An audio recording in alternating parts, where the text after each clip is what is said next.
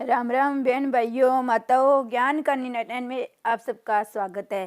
श्रीमद् भागवत महापुराण चतुर्थ स्कंद का 5वां दिन हम सब मिलके सुनते हैं। चौथे दिन हमने सुना कि राजा उत्तानपाद के कथा, तो उसके दो रानियां थी, सुरुचि और सुनीति। सुरुचि के पुत्र का नाम उत्तम और सुनीति के पुत्र का नाम ध्रुव था। आज भी मनुष्य के सुरुचि और सुनीति के अनुसार चलती है। अपने रुचि के अनुसार मत चलो। रुचि के अनुसार चलोगे, अपने इच्छा अनुसार चलोगे तो अपना जीवन बर्बाद होगा, जीवन उत्तम नहीं होगा। और सुनीति नीति के अनुसार चलोगे तो भगवान ध्रुव अपने घर आएंगे। और सुनीति के अनुसार ही चलना मनुष्य का धर्म है। श्री कृष्ण भगवान की जय। आज की कथा में हम ध्रुव जन्म की कथा सुनते हैं। दो मित्र यात्रा करने चले। एक ही आदत ऐसी थी, पलंग तकिए के बिना उसे नींद नहीं आती थी। उसने बोरिया बिस्तर बांध तो लिया, किंतु उसे ढोने के लिए मजदूर नहीं मिला, अतः वह सारा सामान उसे खुद ही उठाना पड़ा। रास्ते में एक सज्जन मिले।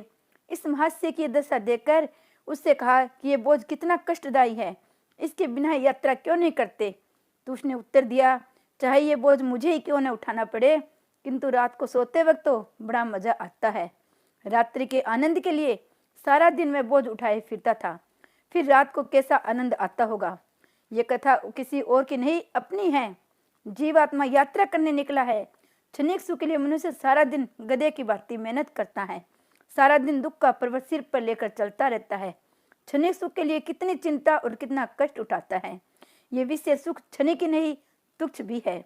ध्रुव अविनाशी ब्रह्मानंद का भजनानंद का स्वरूप है। जीव जब ब्रह्मानंद की ओर जाता है तो सुरुचि विघ्न उपस्थित करती है रहती है। जीव और ब्रह्मा का मिलन सुरुचि नहीं होने देती। जो मनुष्य सुरुचि के अधीन है, समझो वह कामाधीन भी है। उत्तानपाद राजा की दो रानियां और दो पुत्र थे। राजा को सुनीति नहीं, सुरुचि प्यारी थी।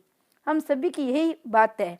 हमें नीति से प्रेम नहीं है, किंतु इंद्रिय और वासना को बेकारने वाले सुरुचि से ही प्रेम है। एक बार उत्तानपाद सिंहासन पर बैठे हुए थे, सुरुचि भी वहीं बैठी थी। उत्तम राजा की गोद में खेल रहा था। ध्रुव ने यह देखा तो उसने सोचा, मैं भी पिताजी के पास जाऊं तो मुझे भी वे गोद में उठा लेंगे। उसने दौड़ते हुए आकर पिता से अपने गोद में बिठाने के लिए कहा। बालक बालकृष्ण का ही स्वरूप है, उसका कभी अपमान मत करो। बड़े बड़े महात्मा भी बच्चों से खेलते थे। रामदास स्वामी जब बच्चों से खेल रहे थे तो शिष्य ने पूछा, ये क्या कर रहे हैं आप। तो स्वामी जी ने कहा, वे पोरते थोर होवनी गेले, वे थोरते चोर होवनी मेले। इन बालकों के साथ खेलने में मुझे आनंद मिलता है। बच्चे अपने मन में जो होता है वैसा ही बोलते हैं, जैसा बोलते हैं वैसा ही करते भी हैं। मन, वाणी और क्रिया एक समान होने पर ही तुम भगवान की भक्ति सही ढंग से कर सकोगे। वैसी भक्ति तुम्हें आनंदित करेगी।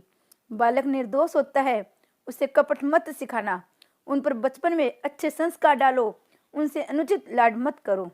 उत्तानपाद ने आनंद से ध्रुव को अपनी गोद में लेना चाहा, किंतु सुरुचि को यह बात न भाई। जीव के पास जब भी भजनानंद आता है, सुरुचि बांधा उत्पन्न करती है। पूजा करते समय मन रसोई घर की ओर गया तो प्रभु भजन करते हुए मन विषयों की ओर बह गया तो समझ लेना कि सुरुचि आ गई है। ध्रुव को राजा गोद में बिठाए, ये सुरुचि को पसंद नहीं था। उसने सोचा, राजा को ध्रुव मिलेगा तो वे वासनाधीन नहीं होंगे और मेरा कुछ भी काम नहीं बन पाएगा। सुरुचि ने राजा को ध्रुव की गोद लेने से रोका। राजा रानी के अधीन था, वह कामाद था। उसने सोचा, मैं ध्रुव को गोद में बिठाऊंगा, सुरुचि नाराज हो जाएगी। चाहे कुछ भी हो, मेरी रानी नाराज नहीं होनी चाहिए। जरूरत से ज्यादा स्त्री के अधीन रहना पाप है। शास्त्र तो यहाँ तक कहता है, ऐसी स्त्री अधीन पुरुष को देखना भी पाप है। वह था तो राजा, किंतु रानी का तो दासी था। अक्सर सभी को ऐसा ही दशा होती है। साहब बाहर तो अकड़ करके फिरते हैं, घर में पत्नी के आगे भीगी बिल्ली बन जाते हैं।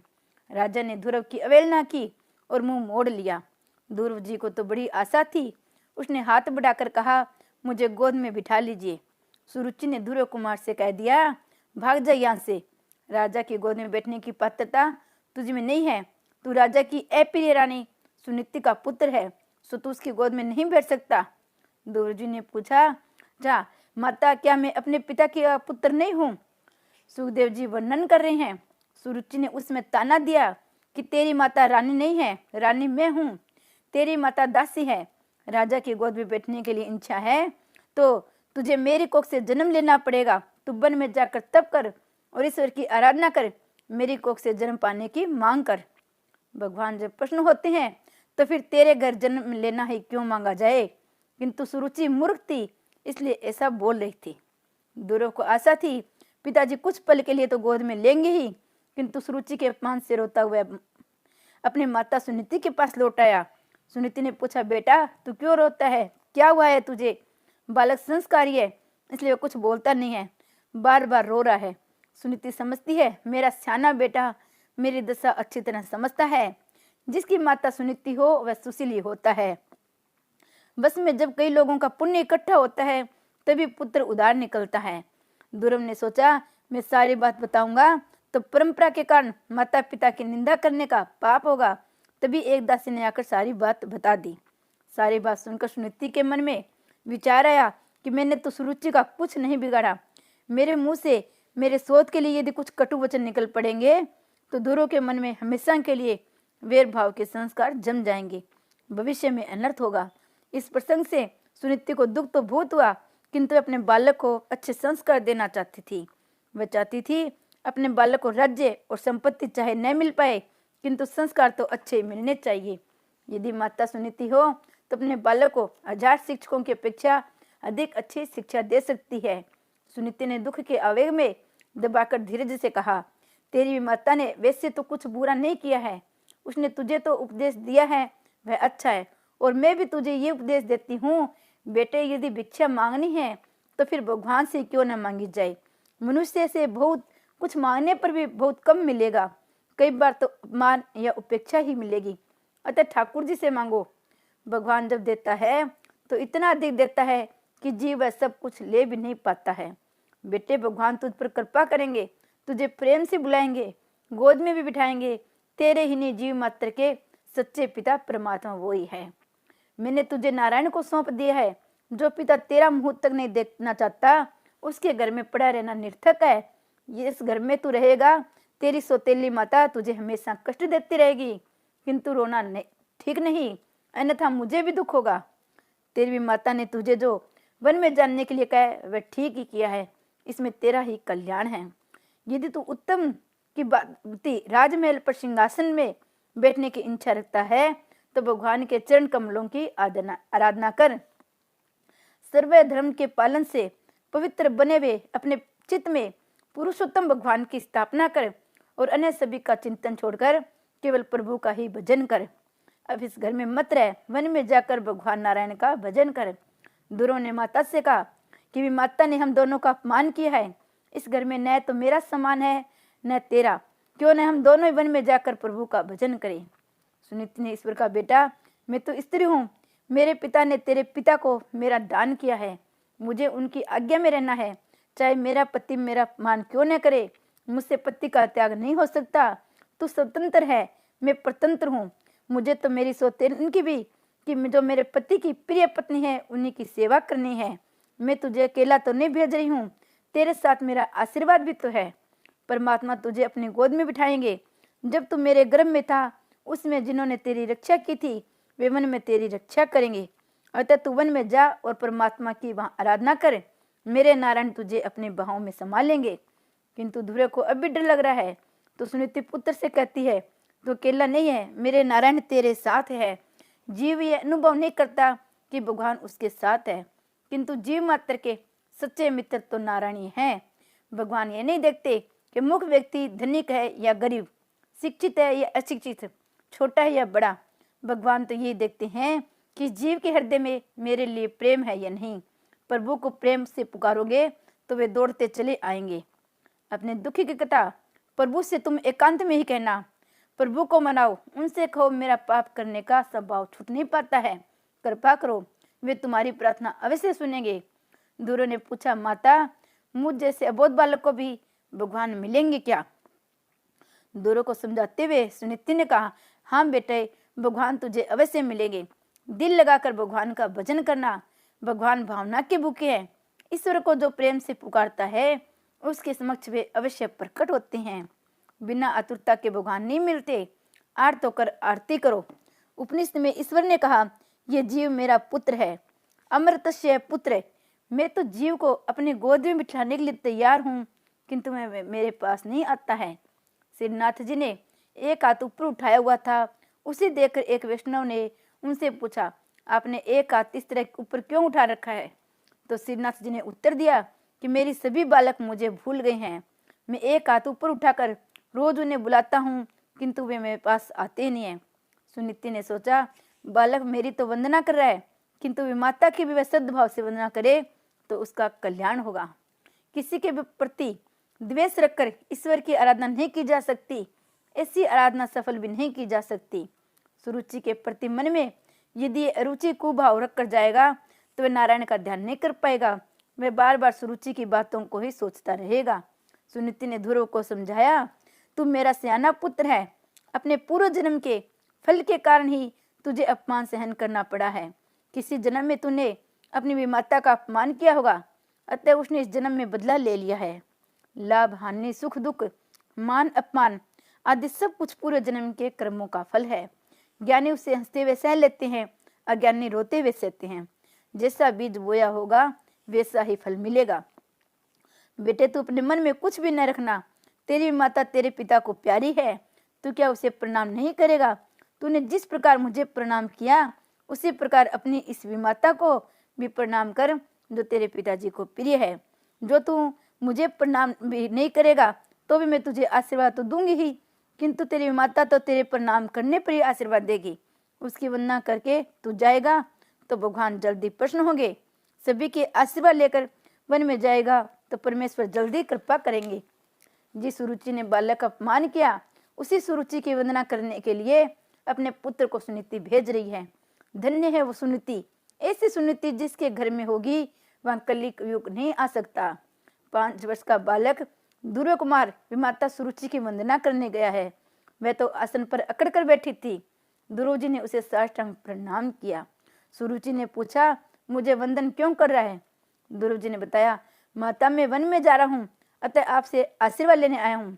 एक पल भर के लिए तो सुरुचि का हृदय पिघल गया कि कैसा सियाना है ये।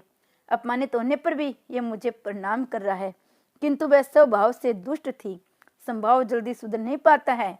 उसने सोचा, ध्रुव यदि यहीं पर रहेगा तो उत्तम के राज्य में से हिस्सा मांगेगा। अतः उसने ध्रुव से कह दिया, ठीक है, वन में जा ही रहा है तो जा, मेरा आशीर्वाद तेरे साथ है।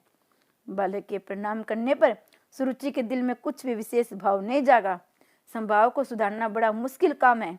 इसलिए तो कहते हैं, कस्तूरी की क्यारी करो, केसर की बनी खाद, पानी दिया गुलाब को, तऊ प्याज की प्याज। सत्यकर्म का पुष्प जब तक ठीक ठीक न बढ़ पाए तब तक संभाव नहीं सुधर पाता है। सुखदेव जी वर्णन करते हैं, 5 वर्ष का बालक माता से आशीर्वाद लेकर वन में गया। भगवत की माता पुत्र की तपस्या करने के लिए वन में भेजती है, जैसे सुनीति ने ध्रुव को भेजा है। आजकल की माताएं बालकों को सिनेमा देखने के लिए भेजती है, पैसे भी देकर कि जा तेरा कल्याण हो। अरे सिनेमा देखने के लिए खा कल्याण होगा, इससे तो आंखें, शरीर और अंत में जीवन तक बिगड़ जाएगा। पैसे को खर्च करके अंधेरे में बैठाना अज्ञान तो और क्या है। यह हंसने की या मजाक की बात नहीं, रोने की बात है। सिनेमा देखने के लिए अपने बालक को भेजने वाली स्त्री माता नहीं, वो शत्रु है। धन्य है सुनीति जैसी माताएं जो अपने संतानों को अच्छे संस्कार देती है। बालक माता के दोष के कारण चरित्रहीन, पिता के दोष के कारण मूर्ख, वंश के दोष के कारण कायर और समय के दोष के कारण दरिद्र होता है। अपनी दोनों माताओं से आशीर्वाद लेकर ध्रुव वन में जा रहा है। देखिए, 5 वर्ष का बालक वन में जा रहा है। ध्रुव कभी सोचता है वन में तो हिंसक पशु होंगे, वे मुझे खा तो नहीं जाएंगे। तो दूसरे पल सोचता है, नहीं नहीं, मैं अकेला तो नहीं हूँ। मेरी माता ने तो कहा था कि मैं जहाँ जहाँ जाऊंगा नारायण भी साथ साथ होंगे। सभी को प्रणाम करके सभी से आशीर्वाद लेकर जो व्यक्ति वन में जाता है उसे रास्ते में संत मिलते हैं। घर में जो झगड़ा करके जाता है उसे संत नहीं मिलते हैं। झगड़ा करके गृह त्याग करने वाले को न तो राम मिलते हैं और न माया। मार्ग में ध्रुव जी सोच रहे हैं, घर में तो माता ने मुझे बेटा कहकर पुकारती थी, किंतु यहाँ वन में मुझे बेटा कौन कहेगा, यहाँ गोद में कौन बिठाएगा, कौन मुझे प्यार करेगा। वे आगे बढ़ते जा रहे थे। रास्ते में सामने से नारद जी आ मिले। ध्रुव जी ने सोचा ये कोई संत है। अच्छे संस्कार के कारण ध्रुव ने मुझे साष्टांग प्रणाम किया है। प्रणाम साष्टांग करना ही चाहिए। प्रकृति अष्टदत्ता है। अष्टदा प्रकृति स्वरूप परमात्मा में मिल जाने की इच्छा व्यक्ति करने के लिए साष्टांग प्रणाम करता है। प्रणाम करने से आत्म निवेदन होता है। अधिकारी शिष्य को मार्ग में ही गुरु मिल जाते हैं। सदगुरुत्व ईश्वर तत्व एक ही है। परमात्मा और सदगुरु दोनों व्यापक है। सर्वव्यापी को खोजने की नहीं, पहचानने की आवश्यकता है। बालक को विनम्रता से नारद जी प्रश्न हुए। उनका संत हृदय द्रवित हुआ। उस बालक को उन्होंने गोद में बिठा लिया, सिर पर हाथ फेरने लगे। महापुरुष का हाथ जब तक मस्तक पर फिरता है, मन के सारे विकार शांत हो जाते हैं। ध्रुव को लगा अपने माता के आशीर्वाद से यह मार्ग में एक और माता मिल गई है। जन्मदाता माता बालक को स्तनपान करा के पुष्ट कराती है, तो गुरु रूपी माता हमेशा के लिए स्तनपान छुड़वाती है, अर्थात जन्म मृत्यु के चक्कर से मुक्त करवाती है, मोक्ष दिलाए। अतः फिर कभी जन्म लेकर स्तनपान करना ही न पड़े। स्तनपान कराने वाली माता श्रेष्ठ है। यह स्तनपान छुड़ाने वाली माता, स्तनपान छुड़ाने वाली माता गुरु ही श्रेष्ठ है। गुरु तो कहते हैं बेटा तुझे मैं उपदेश दूंगा, फिर भी कभी स्तनपान करना ही न पड़े। नारद जी ने पूछा बेटा तू कहाँ जा रहा है? ध्रुव जी ने कहा भगवान के दर्शन करने के लिए वे मन में जा रहा हूँ। मेरी माता ने बताया है कि मेरे सच्चे पिता तो भगवान नारायण है। मैं उन्हीं की गोद में बैठने के लिए जा रहा हूँ। ध्रुव की बात सुनकर नारद जी ने उसकी परीक्षा लेनी चाहिए। सदगुरु परीक्षा लेने के बाद ही शिष्य को उपदेश देते हैं। नारद जी ने उससे कहा अरे अभी तुम छोटा सा बच्चा है, ये तेरे खेलने कूदने की अवस्था है, प्रभु का जप करने की नहीं। भगवान तो मेरा विचार है कि ये साधारण पुरुषों के लिए ईश्वर को प्रश्न करना बड़ा ही कठिन कार्य है। तू जिनकी कृपा की इच्छा कर रहा है वे तो दुराध्य है। बड़े बड़े ऋषि कई जन्मों तक ईश्वर की आराधना करते हैं, फिर भी उन्हें ईश्वर नहीं मिल पाते। वे भगवान का मार्ग ढूंढते तो हैं किंतु जा नहीं पाते हैं। तू बड़ा होकर पहले हर प्रकार के सुखों का उपभोग कर और वृद्धावस्था में निवृत्त होकर वन में चले जाना। तब शांति से भजन करना, राम नाम जपना, भगवान का दर्शन कर लेना।